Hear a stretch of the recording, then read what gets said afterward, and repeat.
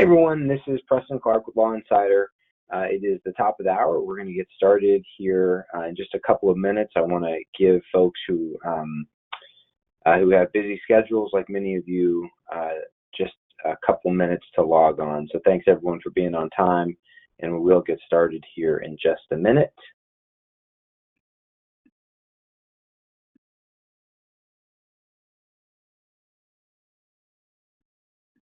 While we're waiting to get started, I just want to do a quick sound and audio check for those of you who are on and at a computer screen. If you could type in the question or chat box that the audio and visual is okay, you can just type in the word okay or loud and clear or something to that effect. I just want to make sure that you can both see my screen and that you can hear me.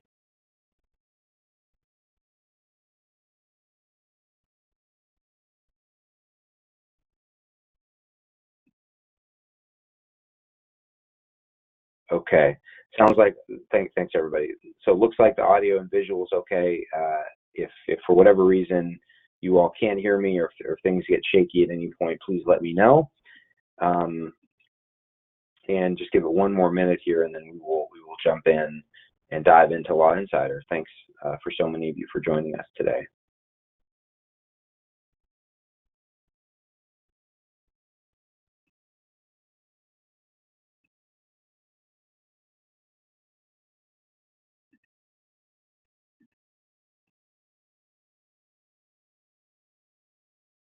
Okay, let's get started. Happy Halloween for those in the U.S. and in countries that are celebrating Halloween today. My name is Preston Clark. I am the co-founder of Law Insider. The topic of today is how to draft better contracts faster with Law Insider. So hopefully many of you are no doubt familiar with and registered and are using Law Insider in some capacity. And today is to help you walk you through some of the features that may not be obvious. We've made a lot of changes to the website just in the past few weeks. So for those of you who've been using us for a while that are just interested in seeing what else we do, thank you for stopping by. For those of you who are brand new to the site, this will be a good primer as well. So with that, let's dive in. I will be recording this webinar today, so I'll send slides and the recording out probably tomorrow morning at some time. If you have live questions, we encourage you to ask those. Those are in the right side panel. There should be a little question or chat box. You're welcome to ask and interrupt me at any point. I love questions. The more interactive this is, the better.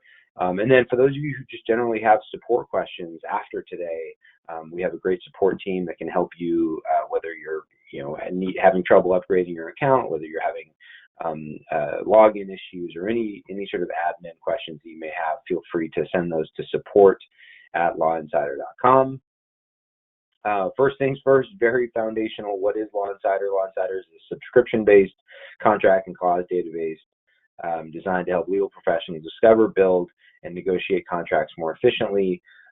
We have small law firms, independent solo practitioners who use us. We have lawyers in every one of the AmLaw 100 law firms who use our website. We have contract managers, we have paralegals, we have legal translators, we have users in over 40 countries.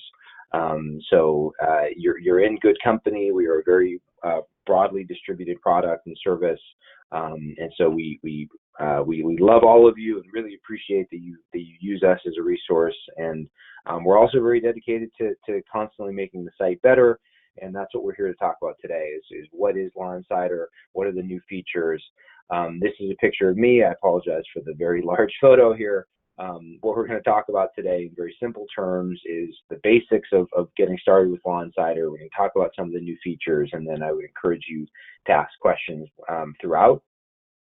We're going to talk to start. We're going to talk about managing your account. This is very basic. I will move quickly through it, but I want to make sure that you have a baseline understanding of how your account page works. We're going to talk about free versus paid accounts. Many of you asked questions prior to the webinar about that. We're going to talk about advanced and basic search. I suspect that's going to be the thing that's most interesting to all of you. And then we're going to talk about two power features called split view and lists. which hopefully you'll find interesting. I think that we scheduled an hour. We're not going to take an hour. We'll probably take closer to 30 minutes. If there are lots of questions, we can certainly delay that, but I want to make as efficient use of this time as possible. With that, let's jump into it. To frame the website and to frame what it is that we do, we think of ourselves as building products or tools that serve effectively 3 different types of use cases. So one, of course, is search and discover. So we'll be talking about ways in which you can leverage Law Insider to search and discover clauses, contracts, legal definitions, company filings, whatever your use case may be. But our goal is our database gets bigger, that we want to make it easier and easier for you to find what you're looking for. Organize and track. This is really just about what does it look like when you have 4 million contracts, when you have millions and millions of clauses. A lot of our advanced search tools and functionality that we'll talk about today has to do with how the documents are tagged and how they're organized and how they're filtered. So I want you all to be proficient and knowledgeable about how we structure the database, because that will help you in finding things faster. And then, of course, sharing and saving is a big deal. We want you to be able to work within Law Insider in a very practical way, and that may mean saving individual search results, and maybe saving documents, and maybe saving clauses, and maybe editing certain documents within Law Insider. We'll talk about that today. Downloading, we'll talk about saving, we'll talk about lists. But generally speaking, we think in these buckets of we want you to easily search and discover, we want you to easily be able to organize and track, and we want you to easily be able to share and save documents. And so those will be sort of the big themes that we're going to be talking about over the next 15 minutes or so. But let's start with the basics. Again, I know some of you may be very familiar with the website, so I'll go through this quickly, but I know many of you are also brand new. So first things first, this is what lawinsider.com looks like. The home screen, and the top right, it says account. That's very, very important. If you don't see the word account, you're probably not logged in. Hopefully all of you are logged in and using your accounts, whether it's a free or paid account. But you go to account, you open it up, and this is your dashboard. This is your account profile. Why is this significant? Well, it's significant because as you're trying to decide if you should upgrade to a premium or if the free account is sufficient, the email address that you use is your account identifier, whether you're paid or premium. So if at any point you have a paid account and it's not working, or it's telling you that you only have a free account, always start with your account page and just make sure that you're logged in with the right email address. We have lots of users that have more than one account. It's just over the years they use it and they forget their password, and forget, they started with their law firm email address and they moved over to their Gmail account. Whatever it may be, always take a minute to understand which account you're logged in under. You can always update your account profile information, like I'm doing right here. Phone number, company name if you want to, but this is your account page. Like LinkedIn, it's easy to add email addresses. So if you have a work email address, you have a company email address, whatever it may be, you can add additional. So if I wanted to add my Law Insider email address to this account, I would do add email. Of course, this email is already associated with another account, so it's not going to let me do it, but that's the basic flow of how this works. You can change your password here, you can sign out here. And then manage billing. This is where you can see your invoices. You can see where if you've upgraded, we make it very easy to cancel. You can cancel your subscription. We also have team accounts, which I'll talk about here in a few minutes. And if you ever at any point just are totally done with Law Insider, you can remove your account entirely, which would both suspend billing and remove any account history as well.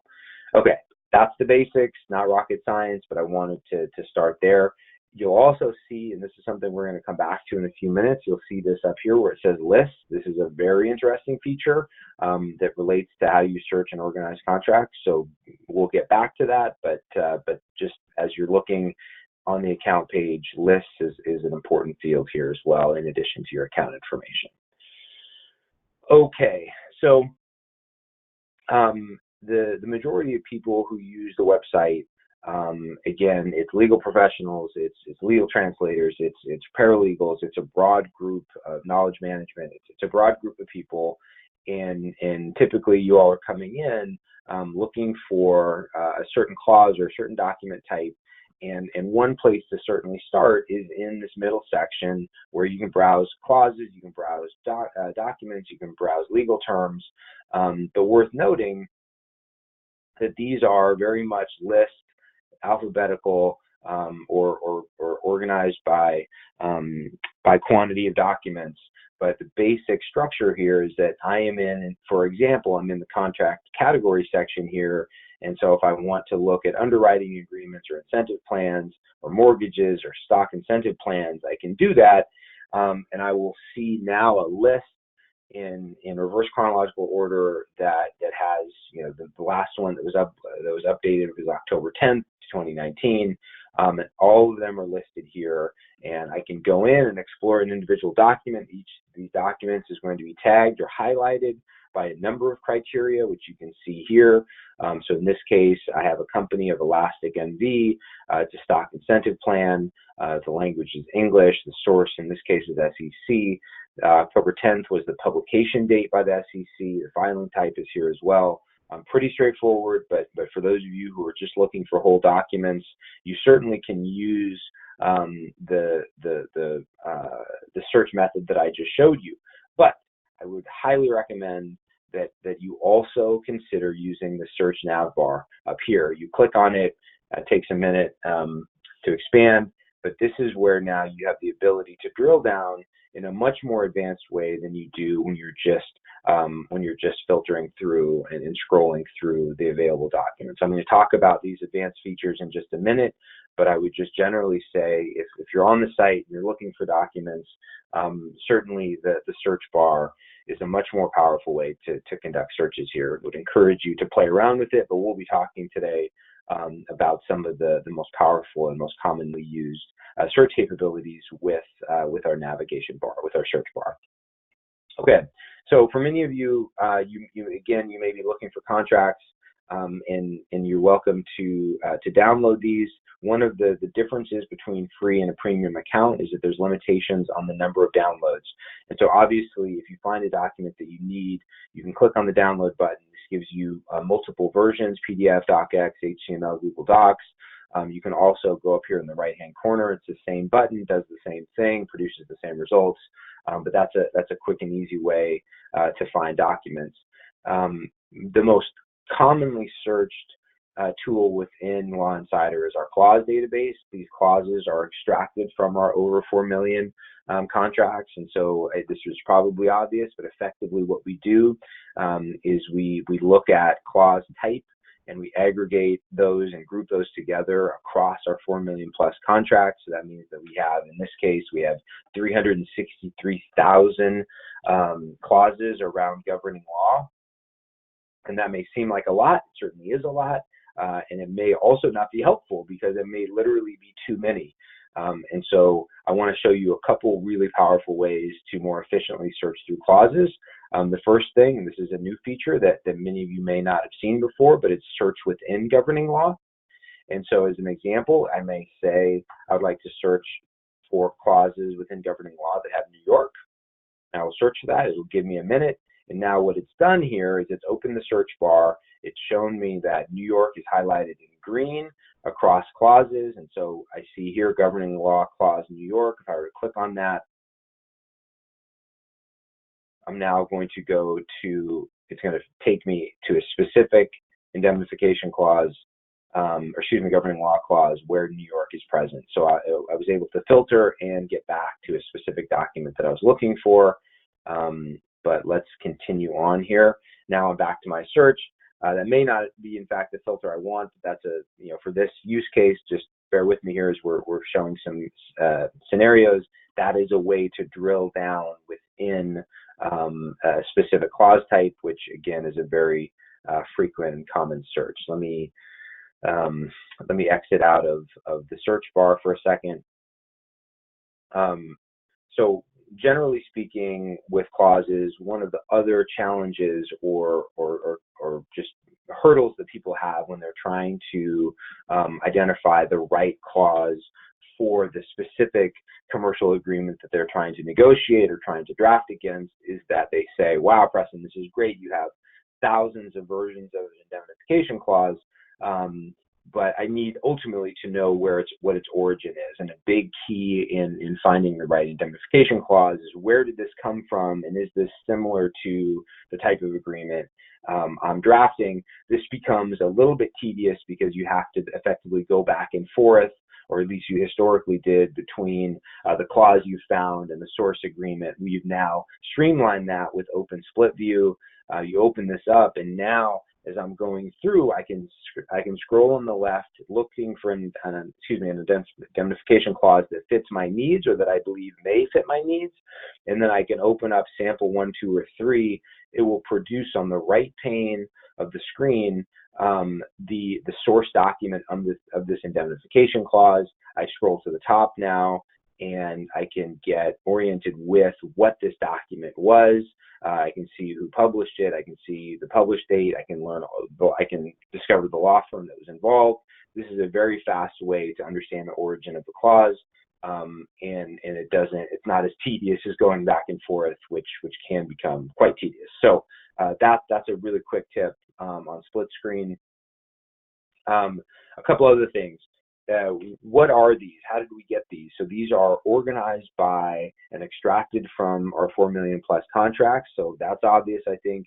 But more importantly, the rank order relates to the frequency. So the frequency with which a certain indemnification clause appears across our entire database. And so when I click on See All 1000, for example, what it's going to show me is variations of this exact indemnification clause. And so in this instance, what we have here is the most commonly occurring indemnification clause occurs 134 times across numerous different, in this case, these are stock incentive plans.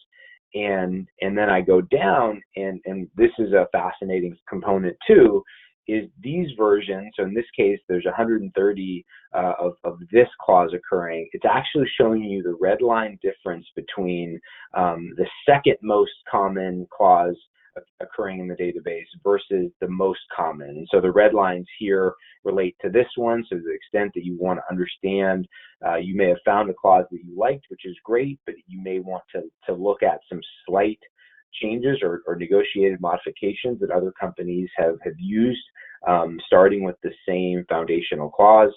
This is a great way to do it. So there's lots of different variations here. Again, it'll always show you what the red lines are. And this is a great tool and way, again, to filter through clauses.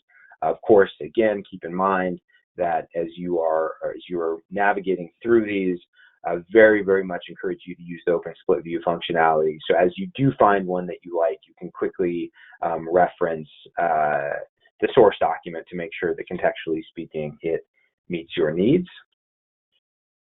Okay, let's keep going here. So that's it. That's how clause search works. So we talked about basic contract search. We talked about clause search.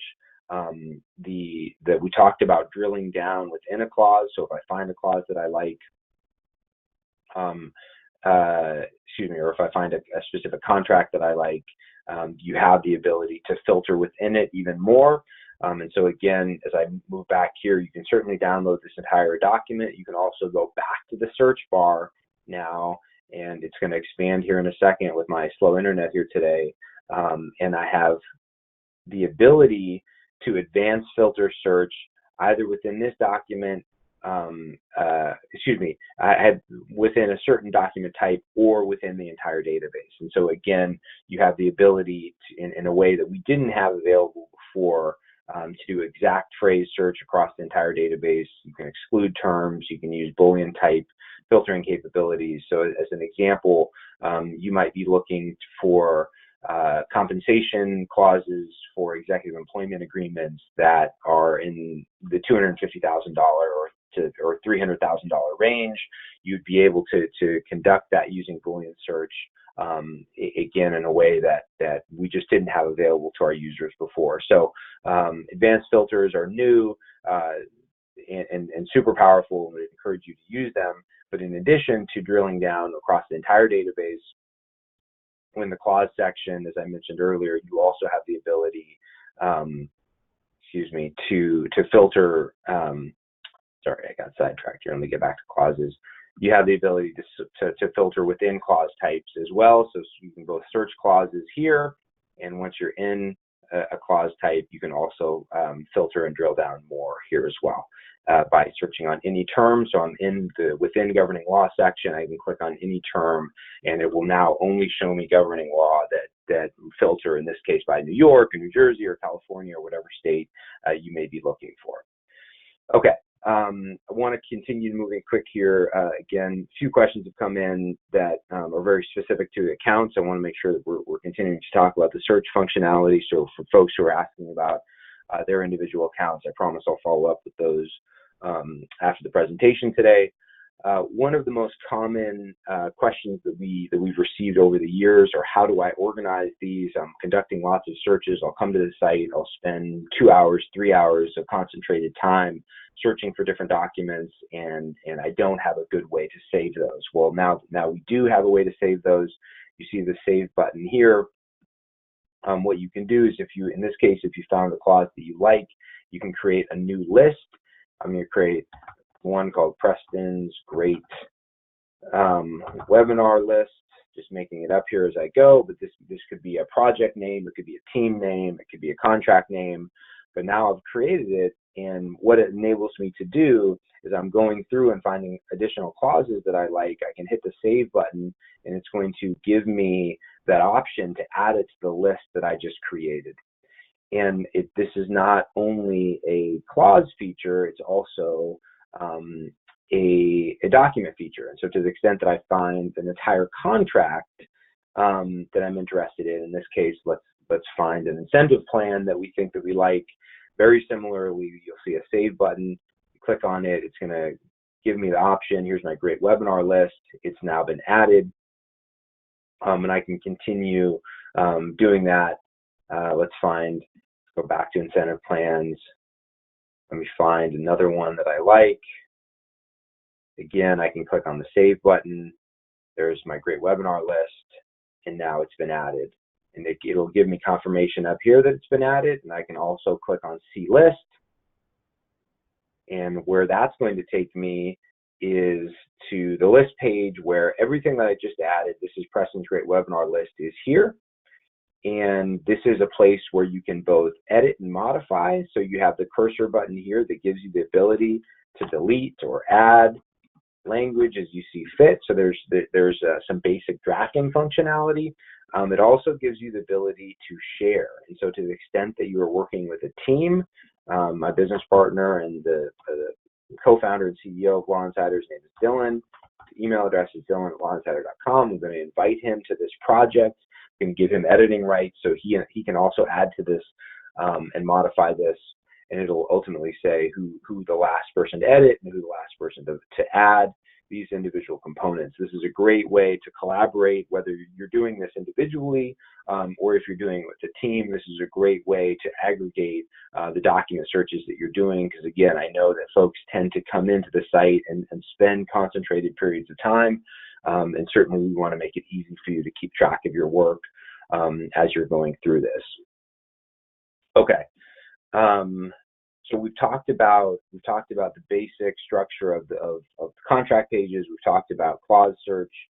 We've talked a little bit about the advanced search features, which I want to spend a little bit more time on. But I think another just sort of hierarchical component or filtering component that I think are interesting, and we just spend a couple more minutes on this. Dictionary functionality. It's sort of this superpower of Law Insider that not everyone knows about, but effectively, as many of you know, contracts have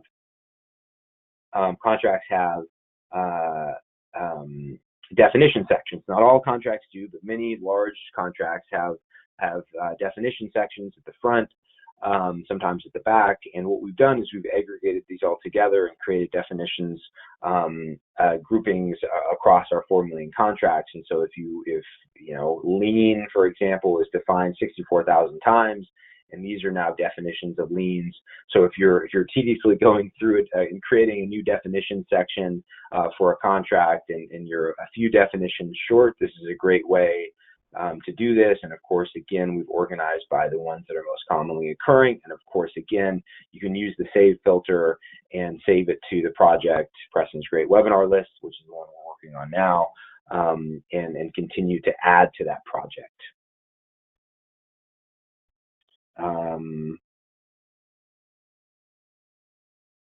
David, I see your questions coming in. Give me 1 second and I'll jump to those. Those are good questions. Appreciate it. Okay, and then similarly, you can browse other things beyond just contract type and document type and definitions. You can also browse by company names, by law firm names, U.S. state people. People are typically key executives that appear in these documents.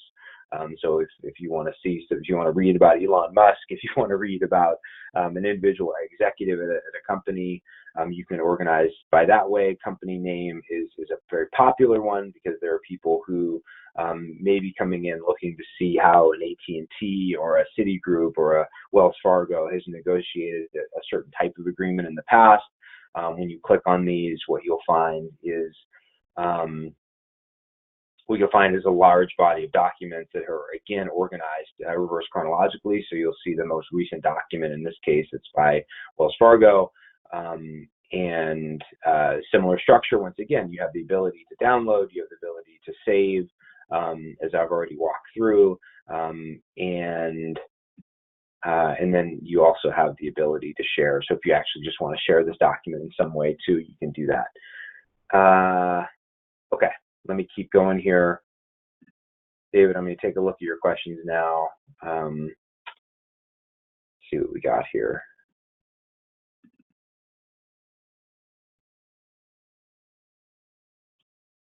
What process do you use to extract the summary of list of contents? Okay, and do you have an API function to call for data to say 200 contracts who have governing law for New York?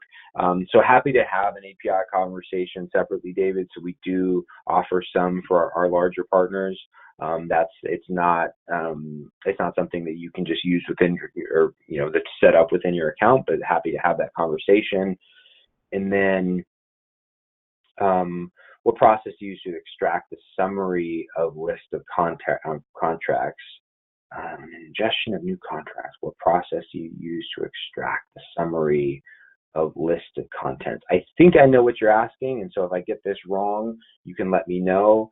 I think that you may have seen that some of the documents that we looked at had a table of contents on the side. I'm hoping that's what you were asking about. Let me see if I can find one. Not all of them have it, but the larger ones tend to. Let me see if I can find one as a use case here. Okay, yeah, it sounds like that is what you're looking for. Got it. And so David, hopefully this is what you're seeing and what you're asking about, which is great. So we have a table of contents. These are not perfect table of contents. This is machine learning tools that have gone in and read and tried to make an assessment of what the chapter delineation or segregation of or separation of a contract is. But effectively how this works is whatever the delineations are, these are effectively jump to section buttons. So if I want to see the no waivers section, I click on it, it's going to jump me down to the new waivers, but within this document. So these are not going to take you to a different section. These are literally going to drive you through. And cool. Yeah, got it, David. Sounds good. And happy to talk to you offline about this as well. Okay, I want to be respectful of time. I'm going to take about 5 more minutes here just to show a couple more things. And then if folks have more questions,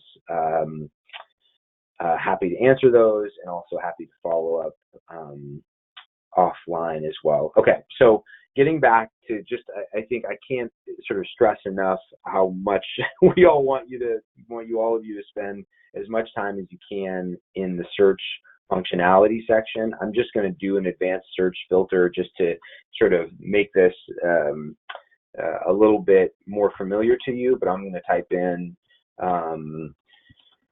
executive employment agreement, and I'm going to type in $250,000, and I'm going to type in the word salary, and I'm going to maximum number of words allowed to appear between words, and put it at 8, and I'm going to hit the search bar. I haven't done this search before, so let's see what it results in. Bear with me here. And you'll also have to bear with me because I'm still in the part of California that just had major power outages, so everything seems to be moving slower. Okay, awesome. So what I just did is I just did an executive employment agreement, $250,000 salary, and I allowed for eight words of gap in between those, so it broadened the search. And so what it's produced for me, it looks like 3 contracts that have that those words get closely connected. Employment agreement. This maybe isn't a good use case, right? Because maybe executive employment agreement would typically appear in a different place. And so maybe if I were to do this again, and let me just try it quickly, I would say, you know what, let me not worry about employment agreement, because a salary is probably going to appear in an employment agreement. So what if I just did salary 250,000, and we'll do 7 words in between, and I search for that. Again, I haven't tested this, so we'll see what it does. Let's give it 1 second here. Okay, so obviously now we have thousands and thousands. We have almost 5,000 of these. Salary 250,000. These are mostly found in contracts, and presumably these are some sort of compensation or executive employment agreements, which I can infer based on the amount of money involved. So in any event, lots of things, you can do lots of things with the advanced filter functionality. Exclude terms is self-explanatory. If I toggle this on, it turns the word "and" capitalized into a filter tool. So if I want salary 250,000 and this may seem weird, it's probably not a good example, but and 300,000, maybe I'm looking for a bonus somewhere, something where there's multiple numbers. What it will produce for me is exactly this. So I have salary 250, and then I have an additional 300,000 that I'm looking for. Again, what it's produced for me is instances in a contract where I'm seeing both 250,000 and 300,000. So again, super powerful to go, from 4 million documents down to 17 by the use of this filter mechanism. Exclude term, I think, is pretty self-explanatory. Maybe I want to exclude the word bonus. Match prefix, not as many use cases, but this is where you're unclear on a spelling. Maybe there's a word that is commonly used or misused, like force majeure, which is spelled a bazillion wrong ways throughout our database because people drafted it wrong initially when they submitted it into the filings. But in any event, these are great search filters. Of course, you have the filing year bar, which can further constrain the search criteria.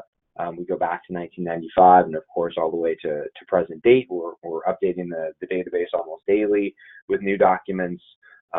You can filter by tags, you can filter by clauses. And so again, if you're looking for a specific type of clause, compensation, for example, we're pretty filtered down already, so I'm not going to be able to find that within 4, but the idea is you can search additionally and further through the clause filter. I think that's mostly what I wanted to cover today. Again, as a recap, we talked about getting acquainted with your account page. Make sure you're logged into your right account.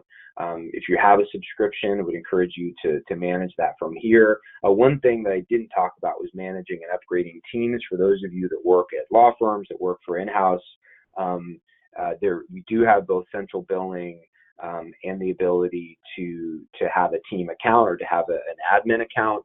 You can do that from within your premium selection. It's pretty easy. You can literally invite individual team members, and then it'll prompt you with payment instructions and settings for if you're just an admin and don't also want your own subscription. So this is a new feature that we're pretty excited about. We have lots of in-house attorneys in particular who are looking for to have 10 or 15 lawyers on a single account. They can be billed. It's also easy within this tool to both activate and remove individual users. So to the extent that you have a fluid team that tends to add members and remove members with some frequency, this is a really easy way. If you don't want to do this online, if you want to be manually billed and not pay via credit card, then you can just email us at sales@lawinsider.com. That's an easy way for us to get you set up. And okay, so we talked about account, we talked about lists, we talked about some of the advanced search functionality, we talked about some of the categories beyond clauses and contracts, like company names, like individuals, like dictionary, and we talked about the ability to save and create those lists, which we highly recommend that you do. I think that's it. Thanks for all the questions that were account related. I promise I'll follow back up with those. David, thanks for your questions as well. Hope you enjoy the website. We're going to continue to update you as changes come out. We invest heavily in the product. We work really hard to make the search experience a great one for you. And we welcome your feedback. So feel free to always contact us. I'll put my contact information up on the screen. To close here, you can always reach our support line. We have a great support team at support@lawinsider.com. And you can always reach out to me as well with any questions or feedback, Preston@lawinsider.com. That's it. Have a great rest of your day, and happy searching on Law Insider.